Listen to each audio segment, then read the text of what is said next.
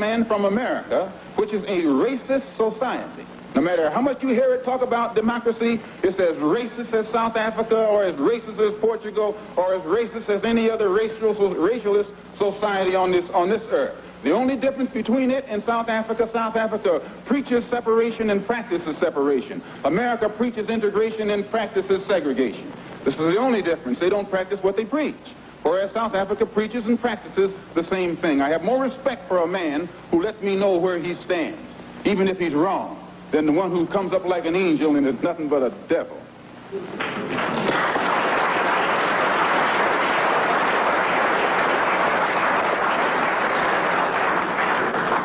The system of government that America has consists of committees. There are 16 senatorial committees that govern the country and 20 congressional committees. 10 of the 16 senatorial committees are in the hands of Southern racialist senators who are racialists. 13 of the 20, this was before the last election. I think it's even more so now. 10 of the 16 committees, senatorial committees, are in the hands of senators who are Southern racialists. 13 of the 20 congressional committees were in the hands of Southern congressmen who are racialists, which means out of the 36 committees that govern the foreign and domestic direction of that government, 23 are in the hands of Southern racialists, men who in no way believe in the equality of man, and men who do anything within their power to see that the black man never gets to the same seat or to the same level that they are on. The reason that these men from that area have that type of power is because America has a seniority system. And these who have that seniority have been there longer than anyone else because the black people in the areas where they live can't vote.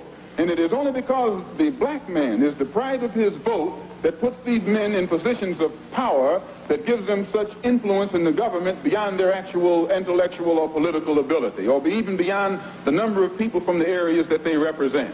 So we can see in that country that no matter what the federal government professes to be doing, the power of the federal government lies in these committees, and any time a black man or any kind of legislation is proposed to benefit the black man or give the black man his just due, we find that it's locked up in these committees right here. And when they let something through the committee, usually it is so chopped up and fixed up that by the time it becomes law, it's a law that can't be enforced.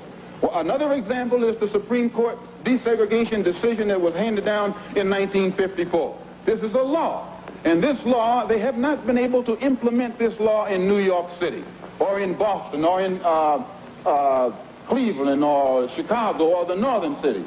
And my contention is that any time you have a country, supposedly a democracy, supposedly the land of the free and the home of the brave, and it can't enforce laws, even in the northernmost cosmopolitan and progressive part of it, that will benefit a black man, if those laws can't be enforced or that law can't be enforced, how much heart do you think we will get when they pass some civil rights legislation which only involves more laws? If they can't enforce this law, they'll never enforce those laws. So my contention is that we are faced with a racialistic society, a society in which they are deceitful, deceptive, and the only way we can bring about a change is to talk the kind of language, speak the language that they understand. The racialist never understands a peaceful language. The racialist never understands the nonviolent language. The racialist, he's spoken his language to us for 400 years. We have been the victim of his brutality. We are the ones who face his dogs that tear the flesh from our limbs, only because we want to enforce the Supreme Court decision. We are the ones who have our skulls crushed, not by the Ku Klux Klan, but by policemen, only because we want to enforce what they call the Supreme Court decision. We are the ones upon whom water hoses are turned with pressure so hard that it rips the clothes from our backs. Not men, but the clothes from the backs of women and children. You've seen it yourself. Only because we want to enforce what they call the law. Well, anytime you live in a society supposedly based upon law, and it doesn't enforce its own law because the color of a man's skin happens to be wrong, then I say those people are justified to resort to any means necessary to bring about justice where the government can't give them justice.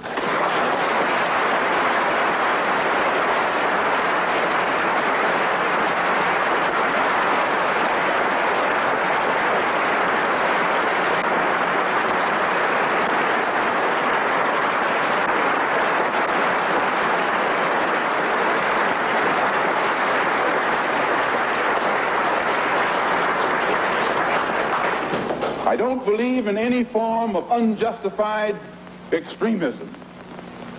But I believe that when a man is exercising extremism, a human being is exercising extremism in defense of liberty for human beings, it's no vice. And when one is moderate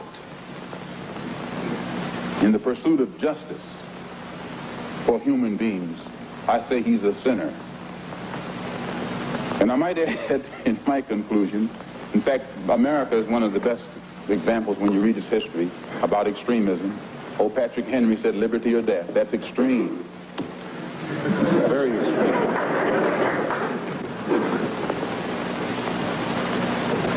I read once, passingly, about a man named Shakespeare. I only read about him passingly, but I remember one thing he wrote that kind of moved me. He put it in the mouth of Hamlet, I think it was, who said, to be or not to be. He was in doubt about something. Whether it was nobler in the mind of man to suffer the slings and arrows of outrageous fortune, moderation, or to take up arms against the sea of troubles and by opposing, end them. And I go for that. If you take up arms, you'll end it. But if you sit around and wait for the one who's in power to make up his mind that he should end it, you'll be waiting a long time. And in my opinion, the young generation of whites, blacks, browns, whatever else there is, you're living at a time of extremism, a time of revolution, a time when there's got to be a change. People in power have misused it, and now there has to be a change, and a better world has to be built, and the only way it's going to be built is with extreme methods. And I, for one, will join in with anyone. Don't care what color you are, as long as you want to change this miserable